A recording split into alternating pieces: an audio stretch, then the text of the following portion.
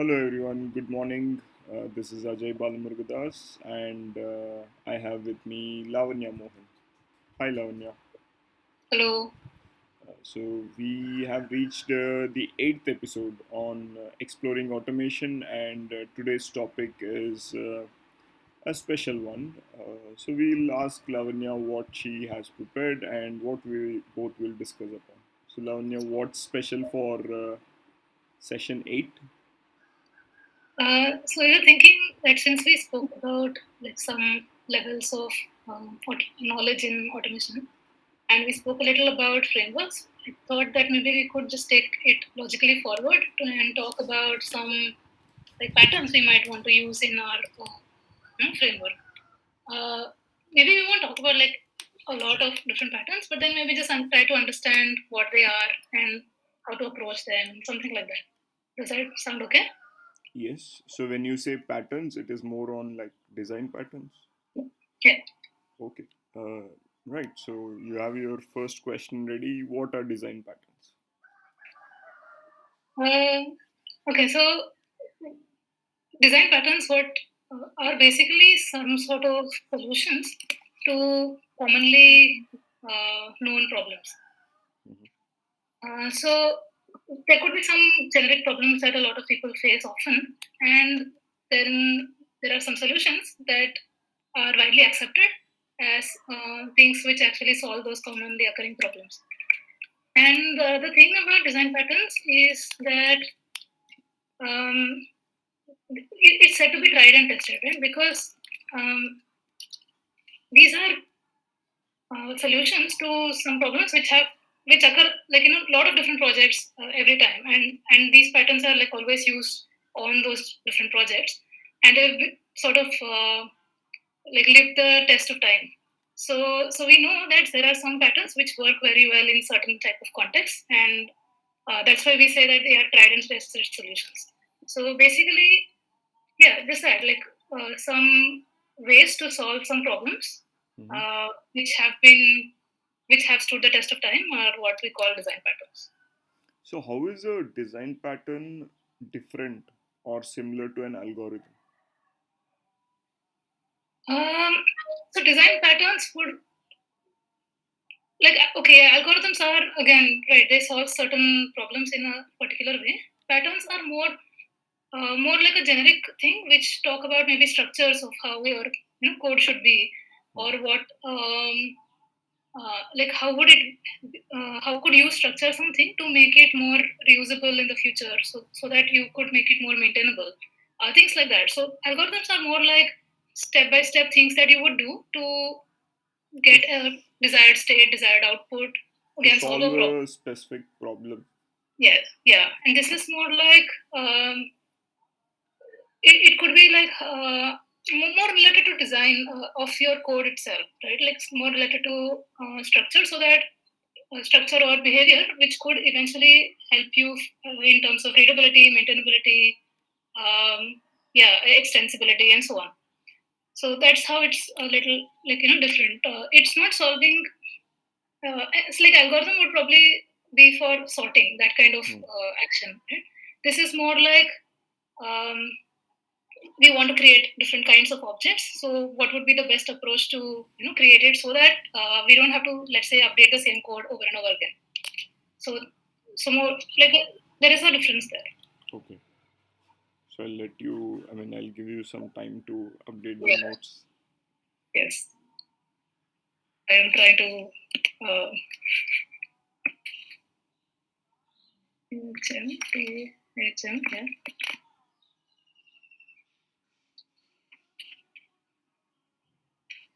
Um,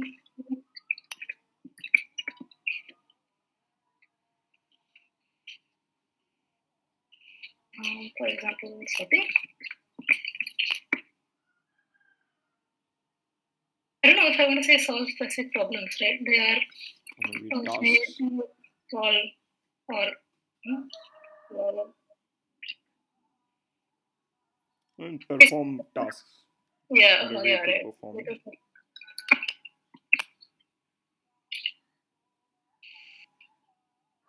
Design patterns are like basically deal with structure of code,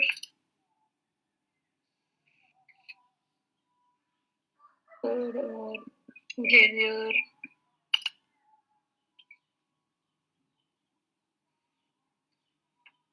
etc. to solve some commonly known problems. Hmm. So, how many design patterns are there? So there are a lot, and actually, even like one particular framework that you would use multiple design patterns. It's I mean, of course, it will be contextual, but it like one framework itself could use multiple, and there are a lot. Like I'm pretty sure I have not used a lot of them, but I guess in test automation framework, like one of the very common patterns that people use are page object. Right? So maybe you are using page object model. So that Uh, is also a design pattern. People do classify it as design patterns because, well, it's in some sense telling you how to structure your code, right, and what responsibilities go where. So people do classify it as one of the patterns for like in test automation framework. But then like things like maybe factory pattern, singleton, all those things are used more commonly maybe in like application code than test code. But I have Hmm. used them in test code as well. So Okay. yeah, I mean, in one framework, we'll have multiple different patterns based on context. So, are there any common patterns or most widely used patterns that we want to discuss today? Yeah, I guess we could talk about maybe yeah, a couple of them, and maybe I'll give an example of where I have maybe used a few of those. So, of course, let's talk about page object. Uh, okay. So, page object.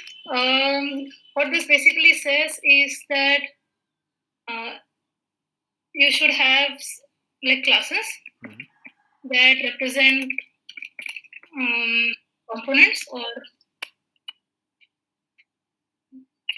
like basically pages on the UI of the application, right? And why I say component is usually when people start thinking about page object, they think of homepage as like one class corresponding to the actual homepage on the screen, right? But the homepage itself, for example, could have multiple things like header, Hmm. footer, side menu, something like that, which could be common across pages.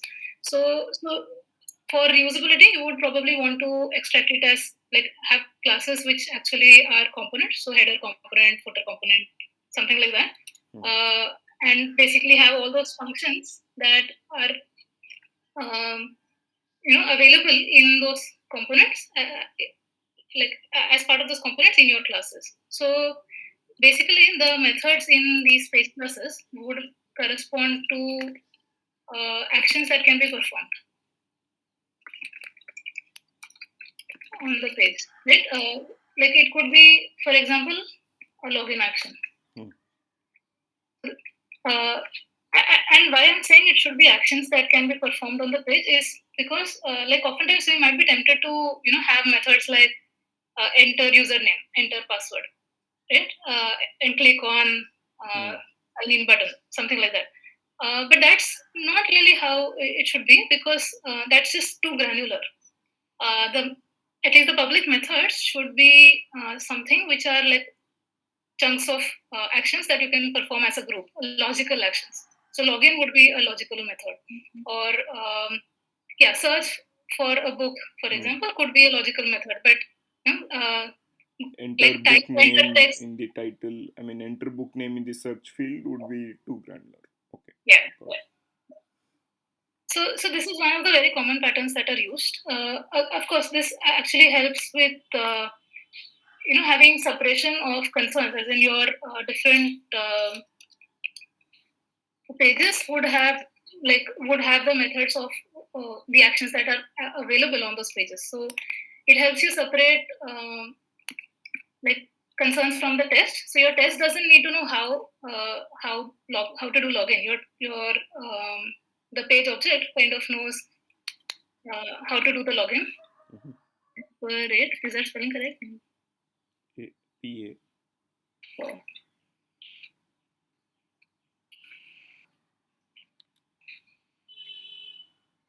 and the test can just have like what it needs to do.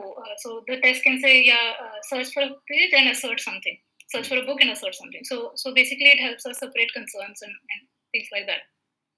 Actually, there is one extension to this page object model pattern, which Anand Bagma talks about a lot, and I picked it up from him, and he calls it business layer page object model. Mm-hmm.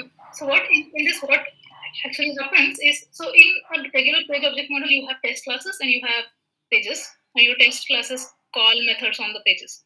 Mm. In business layer, there is another level of abstraction. So there are test classes which call business layer classes,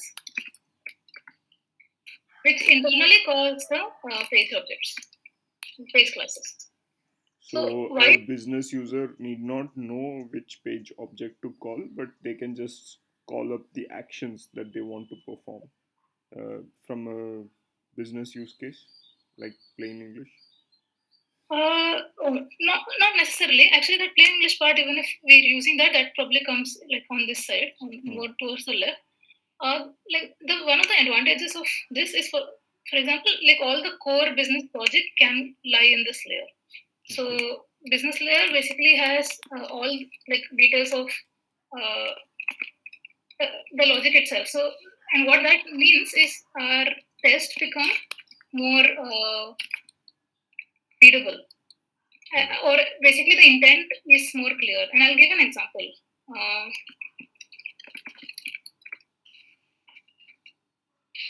let's say that, so again, searching, or let's say something like Make My Trip example, which we took earlier, right?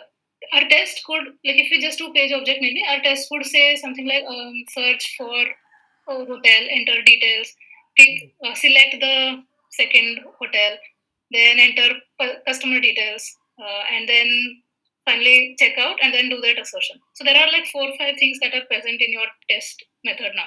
Even though, like to some extent, it is abstract, you're saying search, you're not saying search with these particular strings, but then it's still pretty granular, Hmm. right? You still have 4 or 5 things about how, like which item to select and all of that.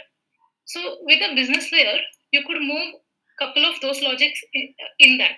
So you could maybe just say, in your test, you could just say select whatever, search a hotel, and then search and check out, and then assert Hmm. something like that. Right, and the business layer will actually take care of creating an object of, let's say, the home page, and then calling all those methods like search and then selecting the other item. All of that, like that, could go into business layer. The main advantage is it just helps. Like when you look at test, your intent is more clear, right?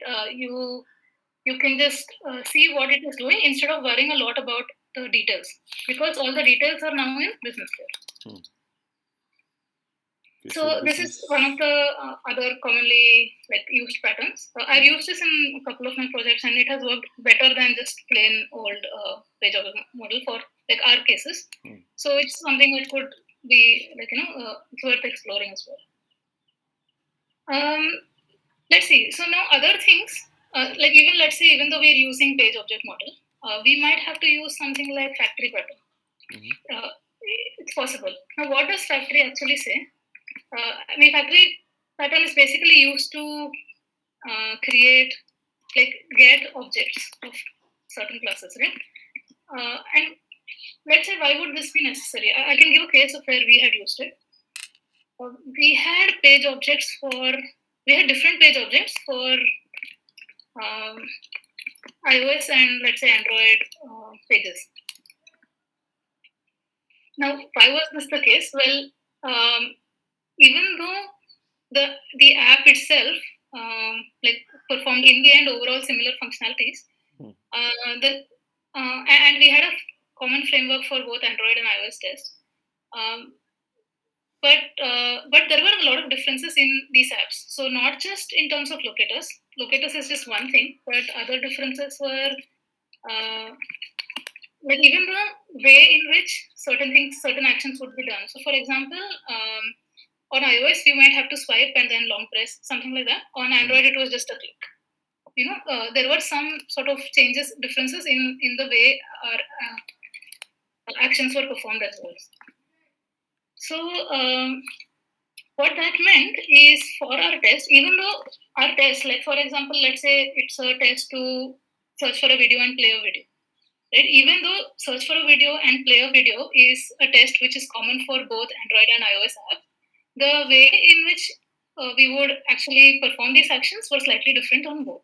Right. So because of that, what we decided is we will have like the test layer would be the same, the business layer would be the same for both, but the pages would be the third part. The pages would be different because how the actions are actually performed was It's different. different across each OS. Okay. Yeah. Now, one option could have been that we use the same page and then just have if else conditions, which says, if iOS then do this, if Android do that. But that's just too much of thing in, like, it's not one responsibility then anymore, right? Like, it's too much.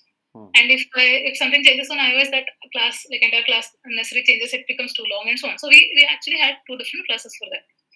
Now, since business layer, like internally in business layer, you would say, like, new homepage, for example, right? And, and and then perform some action like login. Let's say this was the case, right? Now, in this case, we can't just say new homepage because we either want to have a page object of an Android, like Android homepage, or an iOS homepage. So for this, what we decided is that we would like we would create a factory. Now, factory is the one that is responsible for giving the objects there. So in our business layer, we would just have, let's say, page factory, something like this, dot get instance, and then we could just say login, right? Now I'm saying page factory here. It could be homepage factory if we are doing that way, or it could just be a generic thing where we pass certain more details like something like that. But whatever the syntax is, it's almost just like this, and this page factory dot get instance has the responsibility of returning returning an Android object or an iOS object, uh, and and the login would be like again the login method would be same. Implementation would be different, but the signature would be the same. So that's why we could just use this kind of thing in the business layer. And why this helped is because now, even though we had two different page objects for two different classes for Android and iOS, we could have the exact same code in our test, like exact same assertions. We could have the exact same business logic in the business layer, and the page objects would be correctly returned by the page factory. So this was like one of the places where we used page factories. I guess we could use factories everywhere else also, maybe if if there are cases in our projects where we would want to have like different objects getting created. So I think we can go in detail for each of these design patterns as well. But then, do you want to list out few patterns so that the listeners can then go ahead and read on their own? So yeah, Or there maybe could we be discuss it in the next session as well. Dive deep into each of these. Maybe. sure. So singleton, another common pattern, not used a lot, but it's still pretty well known. There is another thing called builder pattern. There are now that instead of page object, right, a lot of people use screenplay patterns now. Yeah, I haven't used this like on a bigger project. I just tried it on my own, but that seems promising as well. So there are multiple such patterns which could be used. These are the ones that really come to mind at the moment, but I'm sure there are a lot more. Right. Good. I think now it's right time for me to go back, read about these patterns, and then maybe in the next session, a little more powerful questions, dig deep into each of these patterns, maybe compare patterns, when to use which pattern, when not to use a pattern, right? Maybe we could discuss on those lines in the next session. Yeah, and since you're saying when to use, when not to use, right? I just want to just point out, right? Like oftentimes it's very easy to go overboard with using patterns because I don't know, like it's just a tendency, right? Oh wow, this is something new. Maybe we could put it here and then something like that. Hmm. And the thing is, I feel like we need to be a little careful to not go overboard.